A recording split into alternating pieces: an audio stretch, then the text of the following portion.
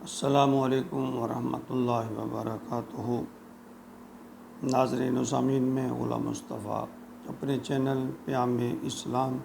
سے آپ سے مخاطب، جس پہ درس قرآن کے سلسلہ میں آج کا ہمارا سبق سورۃ آل عمران آیت نمبر 64 پر مشتمل ہے۔ اعوذ باللہ من الشیطان الرجیم، بسم اللہ الرحمن الرحیم۔ قل یا اہل الکتاب تعالوا الی کلمہ سواء بیننا وبینکم اللہ نعبد الا اللہ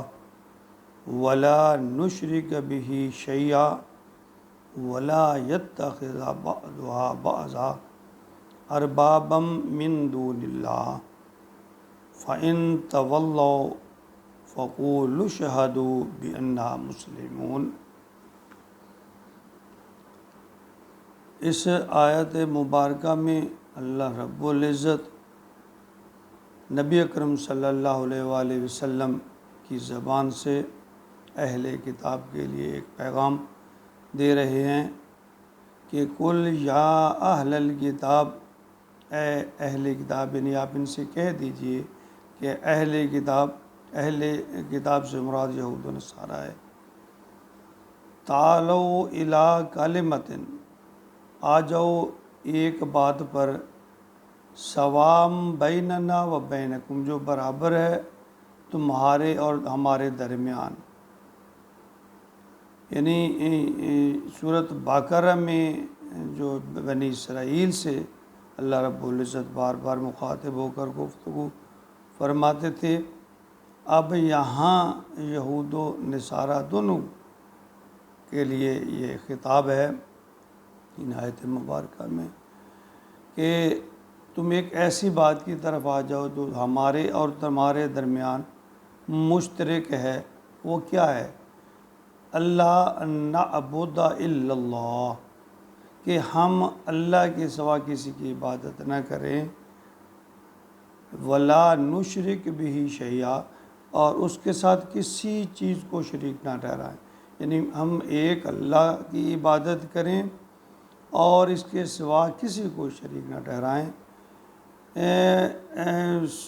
مسیح اور عزیر علیہ السلام جو تھے، ان کی تعلیمات میں یہ بات واضح ہے ہر جگہ پہ کہ تم نے صرف اللہ کی عبادت کرنی ہے،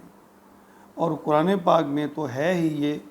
کہ تم نے کسی کی عبادت نہیں کرنی سوائے اللہ کے۔ تو یہاں اللہ فرما رہے ہیں کہ یہ بات ہم سب میں، تم میں، ہمارے اندر یا تمہارے لیے، سب کے لیے مشترک ہے، تو پھر کیوں نہ ہم کم از کم اس بات پر تو اتفاق کر لیں، اس بات پر تو عمل کر رہے، ولا یتخذ بعضنا بعضا، اور ہم ایک دوسرے کو نہ پکڑیں، اربابا، خدا، من دون اللہ، اللہ کے سوا، یعنی ہم اللہ کے سوا کسی اور کو خدا نہ پکڑیں۔ یہود و نصارہ جو تھے وہ اپنے احبار اور رہبان، یعنی جو ان کے وڈیرے تھے، وہ ان کی ہر جو چیز ہے جو وہ حلال کر دیتے اس کو مان لیتے، اور جو حرام کر دیتے اس کو مان لیتے، جیسے کہ سورۃ توبہ آیت نمبر 31 میں اللہ رب العزت نے فرمایا، اتخذوا احبارہم ورہبانہم اربابا من دون اللہ، کہ انہوں نے اپنے احبار اور رہبان کو اپنا رب بنا لیا تھا۔ تو یہ جو سخاوت جن کی مشہور ہے، حاتم طائی، ان کے بیٹے تھے حاتم بن عدی، جو کہ دار اسلام میں داخل ہو گئے تھے۔ پہلے وہ عیسائی تھے۔ ایک مرتبہ نبی اکرم صلی اللہ علیہ وآلہ وسلم کی خدمت اقدس میں حاضر ہوئے، عرض کرنے لگے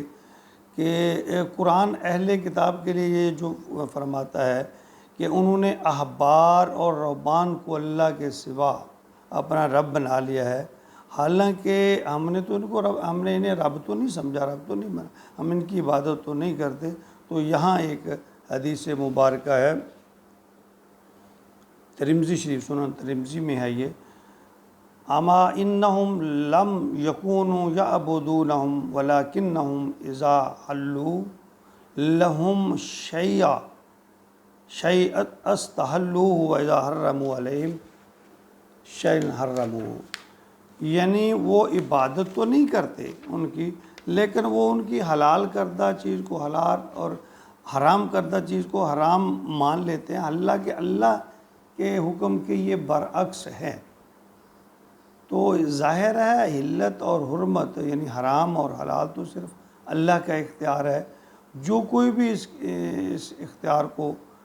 استعمال کرنے کی کوشش کرے گا تو گویا وہ رب ہونے کا دعویٰ، بظاہر تو نہیں لیکن اللہ فرماتے ہیں گویا جب اس کی بات مانی جائے گی تو جو شریعت کے خلاف یعنی ہوگی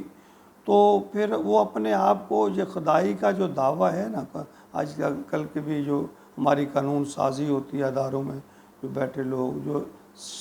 خلاف شرع قوانین بناتے ہیں، حالانکہ ہمارا ملک ایک اسلامی مملکت کہلاتا ہے، اس کے باوجود ہمارے کچھ ایسے قوانین ہیں جو اسلام سے متصادم ہیں اور وہ اکثریت کے بل بوتے پر ان قوانین کو بنا لیا جاتا ہے۔ تو یہ بھی ایک شرک ہے کہ کوئی آدمی اکثریت کے بل بوتے پر اللہ کے قانون میں مداخلت کرتا ہے، تو بعینی یہ بات وہ جو یہود نصارہ والی ہوئی، جس طرح کہ اللہ نے قرآن پاک میں اور احادیث مبارکہ میں یہ فرمایا کہ تم انہیں اپنے رب گردانتے ہو، یعنی گویا کہ اگر تم شرک کرتے ہو اس کے برابر ٹھہراتے ہو لوگوں کو، تو گویا تو یہ ایک واضح طور پر ایک شرک کی سی مثال ہے۔ آگے فرمایا فَإِن تَوَلَّوْا، پھر اگر وہ منہ موڑ لیں، یعنی نبی صلی اللہ علیہ وسلم سے فرمایا گیا کہ اس کے باوجود بھی یعنی یہ جو ایک قدر مشترک ہے کہ شرک نہیں کرنا، اور یہ ہر نبی کی حضرت آدم علیہ السلام سے لے کر آخری نبی حضرت محمد صلی اللہ علیہ وسلم تک ہر نبی کی دعوت کا یہ ایک بنیادی عنصر تھا، توحید، کہ اللہ کے سوا کسی کو عبادت نہیں کرنی، کسی کا حکم نہیں ماننا، کسی کی بات نہیں ماننی۔ تو اللہ فرماتے ہیں اگر یہ نہیں مانتے فَإِن تَوَلَّوْا، پھر اگر وہ اس کے باوجود منہ موڑ لیں، فَقُولُوا اشْهَدُوا بِأَنَّنَا مُسْلِمُونَ، پھر تم انہیں کہہ دو کہ تم گواہ رہو کہ ہم تو مسلمان ہیں، ہم تو اللہ کی یہ اس بات پہ کاربند ہیں، اس پر چل رہے ہیں، ہم اللہ کے ساتھ کسی کو شریک نہیں ٹھہرائیں گے۔ تو اس آیت مبارکہ میں اللہ نے یعنی یہود و نصارہ اہل کتاب کو یہ دعوت دی ہے نبی پاک صلی اللہ علیہ وسلم کے ذریعے سے کہ اگر تم اور کچھ نہیں کرتے، نہیں مانتے، شریعت محمدی کو نہیں مانتے، تو کم از کم اگر تم اپنے دعوے میں یہ سچے ہو تو جو تمہارے اور ہمارے درمیان ایک قدر مشترک ہے کہ اللہ کے سوا کسی اور کی عبادت نہیں کرنی، تو تم اس کو تو قبول کر لو۔ تو پھر آگے آخر پہ اللہ تعالیٰ نے فرمایا کہ یہ نہیں مانیں گے، اگر نہیں مانیں گے تو پھر تم انہیں کہہ دو کہ تم گواہ رہو ہم اس پر کاربند ہیں کہ ہم اللہ کے سوا کسی اور کی بات نہیں مانیں گے، کسی اور کا حکم نہیں مانیں گے۔ اللہ رب العزت ہمیں توحید کو سمجھنے اور پھر اس پر عمل کی توفیق عطا فرمائے، آمین یا رب العالمین۔